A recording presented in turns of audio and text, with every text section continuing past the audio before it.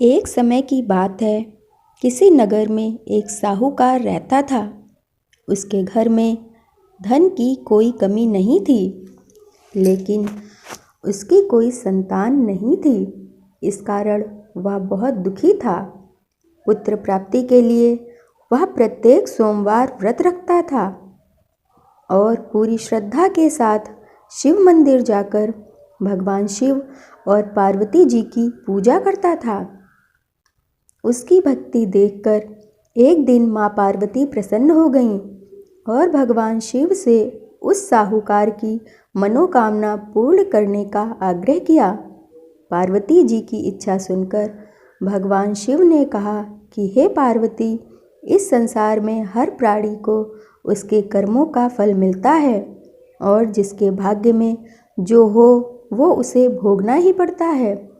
लेकिन पार्वती जी ने साहूकार की भक्ति का मान रखने के लिए उसकी मनोकामना पूर्ण करने की इच्छा जताई। माता पार्वती के आग्रह पर शिव जी ने साहूकार को पुत्र प्राप्ति का वरदान तो दिया, लेकिन साथ ही यह भी कहा कि उसके बालक की आयु केवल 12 वर्ष होगी। माता पार्वती और भगवान शिव की बातचीत को साहूकार सुन रहा था। उसे ना तो इस बात की खुशी थी और ना ही दुख। वह पहले की भांति शिव जी की पूजा करता रहा। कुछ समय के बाद साहूकार के घर एक पुत्र का जन्म हुआ। जब वह बालक 11 वर्ष का हुआ तो उसे पढ़ने के लिए काशी भेज दिया गया। साहूकार ने पुत्र के मामा को बुलाकर उसे बहुत सारा धन दिया और कहा कि तुम इस बालक को काशी विद्या प्राप्ति के लिए ले जाओ और मार्ग में यज्ञ करते हुए जाना। जहाँ भी यज्ञ कराओ वहाँ ब्राह्मणों को भोजन कराते और दक्षिणा देते हुए जाना। दोनों मामा भांजे इसी तरह यज्ञ कराते और ब्राह्मणों को दान दक्षिणा देते काशी की ओर चल पड़े। रात में एक नगर पड़ा जहाँ नगर के राजा की कन्या का विवाह था, लेकिन जिस राजकुमार से उसका विवाह होने वाला था वह एक आँख से काना था। राजकुमार के पिता ने अपने पुत्र के काना होने की बात को छुपाने के लिए एक चाल चली। साहूकार के पुत्र को देखकर उसके मन में एक विचार आया। उसने सोचा, क्यों ना इस लड़के को दूल्हा बनाकर राजकुमारी से विवाह करा दूं। विवाह के बाद इसको धन देकर विदा कर दूंगा और राजकुमारी को अपने नगर ले जाऊंगा। लड़के को दूल्हे के वस्त्र पहनाकर राजकुमारी से विवाह कर दिया, लेकिन साहूकार का पुत्र ईमानदार था। उसे यह बात न्याय संगत नहीं लगी। उसने अवसर पाकर राजकुमारी की चुन्नी के पल्ले पर लिखा कि तुम्हारा विवाह तो मेरे साथ हुआ है, लेकिन जिस राजकुमार के संग तुम्हें भेजा जाएगा वह एक आँख से काना है। मैं तो काशी पढ़ने जा रहा हूँ। जब राजकुमारी ने चुन्नी पर लिखी बातें पढ़ीं तो उसने अपने माता पिता को ये बात बताई। राजा ने अपनी पुत्री को विदा नहीं किया, जिससे बारात वापस चली गई। दूसरी ओर साहूकार का लड़का और उसका मामा काशी पहुँचे और वहाँ जाकर उन्होंने यज्ञ किया। जिस दिन लड़के की आयु 12 वर्ष की हुई उसी दिन यज्ञ रखा गया। लड़के ने अपने मामा से कहा कि मेरी तबीयत कुछ ठीक नहीं है। मामा ने कहा कि तुम अंदर जाकर सो जाओ।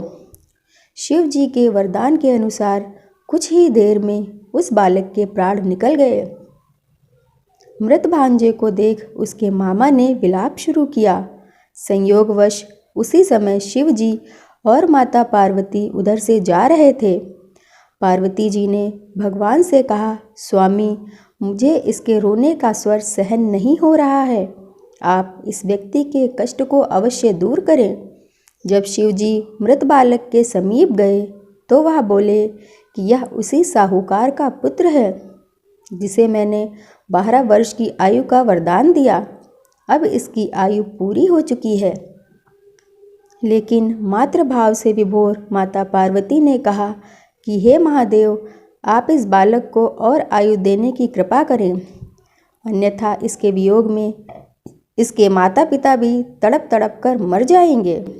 माता पार्वती के आग्रह पर भगवान शिव ने उस लड़के को जीवित होने का वरदान दिया। शिव जी की कृपा से वह लड़का जीवित हो गया। शिक्षा समाप्त करके लड़का मामा के साथ अपने नगर की ओर चल दिया। दोनों चलते हुए उसी नगर में पहुँचे जहाँ उस लड़के का विवाह हुआ था। उस नगर में भी उन्होंने यज्ञ का आयोजन किया। उस लड़के के ससुर ने उसे पहचान लिया और महल में ले जाकर उसकी खातिरदारी की और अपनी पुत्री को विदा किया। इधर साहूकार और उनकी पत्नी भूखे प्यासे रहकर बेटे की प्रतीक्षा कर रहे थे। उन्होंने प्रण कर रखा था कि यदि उन्हें अपने बेटे की मृत्यु का समाचार मिला तो वह भी प्राण त्याग देंगे, परंतु अपने बेटे के जीवित होने का समाचार पाकर वह बेहद प्रसन्न हुए। उसी रात भगवान शिव ने व्यापारी के स्वप्न में आकर कहा, हे श्रेष्ठ, मैंने तेरे सोमवार के व्रत करने और व्रत कथा सुनने से प्रसन्न होकर तेरे पुत्र को लंबी आयु प्रदान की है। इसी प्रकार जो कोई भी सोमवार का व्रत करता है या कथा सुनता और पढ़ता है, उसके सभी दुख दूर होते हैं और समस्त मनोकामनाएं पूर्ण होती हैं।